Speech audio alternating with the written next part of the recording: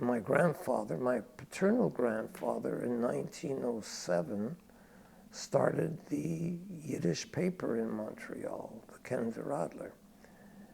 And we always claimed that it was my father was the one who started the paper, because my grandfather had a grocery store, and my father was 7 years old at the time, and he was in the back of the store, and he was playing with matches, and he started a fire, and it burnt the store down, and my grandfather collected $5,000, which was a fortune in those days.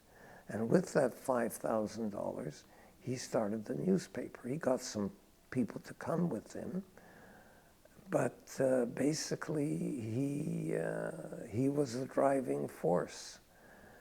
And so I also grew up in the newspaper. So it means he was about 25, 26 when he started the paper. He had a natural, not for printing, but a natural talent for writing and for organizing. He was an organizer. Well, I'll quote what one person in an interview about my grandfather said. Before Wolofsky, there was a settlement. After Wolofsky, there became a community. So he established it as a community paper. He encouraged Yiddish writers to come and publish in his paper. As I said, Melech Ravitch, Rochel Korn, Gottlieb, Medrish, Rabinovich, anyone who came to Montreal, Ida Maze, Ida Berkovich, anyone who was a writer, Dr. Stillman, to write for the paper.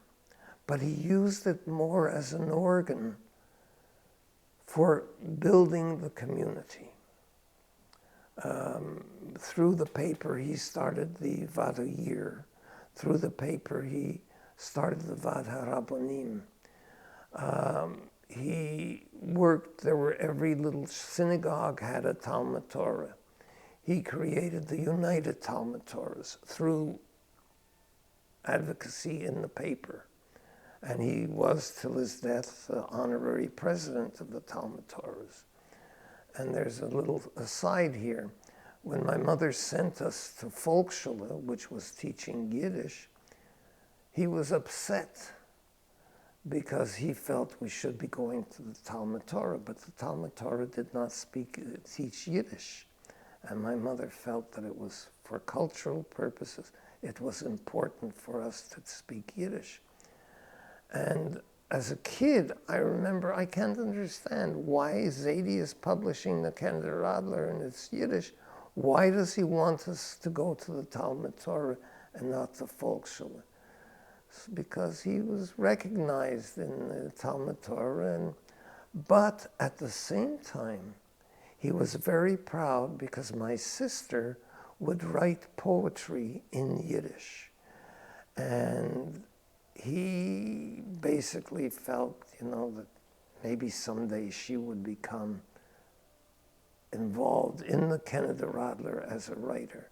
So he was also the publisher of this English weekly called the Canadian Jewish Chronicle. And he had A.M. Klein, who I don't know if you know who he was, but he was the first of the Canadian English language Jewish poets, an inspiration for Irving Layton and an inspiration for Leonard Cohen.